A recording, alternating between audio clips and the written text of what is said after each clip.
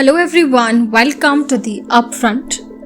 The Indian government claims that its new anti-lynching law under Section 103 Clause 2 of the Bharatiya Nyaya Sanhita has been in force since July 2024. Mob lynching का प्रावधान भी किया है। एक बार मैं किसी भाषण में चिदंबरम साहब को सुन रहा था। उन्होंने कहा कि गृह मंत्री की परीक्षा है कि नया कानून लेकर आएंगे तो मॉब लिंचिंग का क्या करेंगे। चिदंबरम साहब, ना आप हमारी पार्टी को समझे हो, ना हमारे सिद्धांतों को समझे हो। हमारी पार्टी की केवल एक और But an investigation for Article 14 by Syed Affan has found that in at least 9 cases across 6 states, police have ignored it. These cases occurred in Gujarat, Haryana, Jharkhand, Karnataka, Odisha and Uttar Pradesh.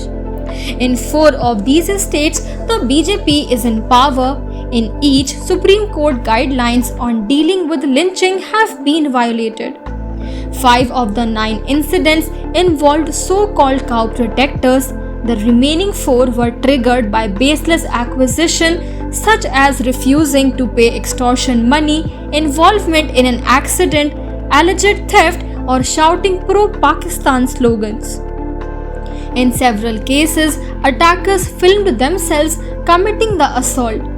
Instead of using Section 103 Clause 2 of BNS, which defines mob lynching as a killing by 5 or more people, police have often filed cases under ordinary murder provisions, culpable homicide or even accidental death.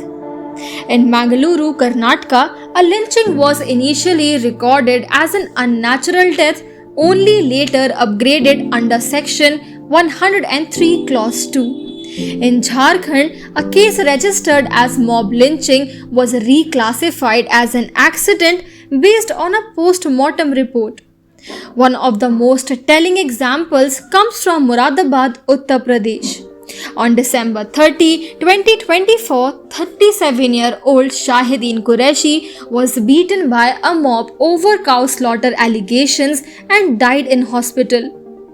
A local Bajrang Dal leader admitted responsibility in a video, yet police did not treat it as lynching. The next night, the police took a man named Adnan into custody, accusing him of murdering Shahideen for personal reasons. Despite his name not appearing in either FIR and despite a lack of evidence. The victim's lawyer said police concocted a story to avoid registering it as mob lynching. In Haryana's Charkhi Dadri, Sabir Malik was killed in September 2024 on suspicion of cooking beef. A forensic report later confirmed it was not beef, but police still filed a murder case under Section 103 Clause 1, not lynching. In Faridabad, 19-year-old Aryan Mishra was shot dead by cow vigilantes in August 2024. Only months later was the case re-registered under Section 103 Clause 2. In Jharkhand, cattle trader Sheikh Tajuddin died after a mob assault over theft accusations. The State Minorities Commission later confirmed it was mob lynching, but police had avoided that charge.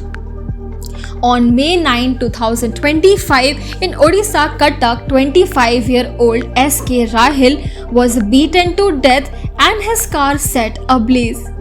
His father alleged he was killed for being Muslim and suspected of cattle trading. Police filed a murder case against 13 accused, calling it an attempted robbery gone wrong. In Ahmedabad, meat trader Muhammad Bhura Habibullah was found burned to death in April 2025, his car torched. Police registered the case as dangerous driving, naming the victims themselves as accused. Post-mortem findings later revealed assault injuries and witnesses alleged cow vigilantes had beaten one victim and burned the other alive. Even when video evidences exist, police have at times accused victims instead of attackers. In July 2024, UP's Firoz Qureshi died 2 hours after being handed to police by a mob. The case was not treated as lynching.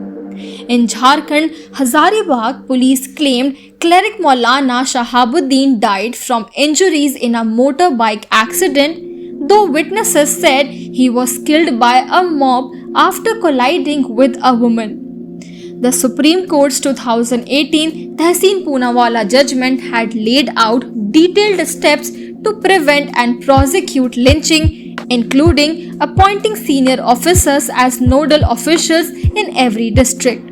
But 7 years on, those guidelines are being ignored. Legal experts say the issue is not the absence of laws but the refusal to enforce them, especially when local cow protection laws give vigilantes quasi-policing powers.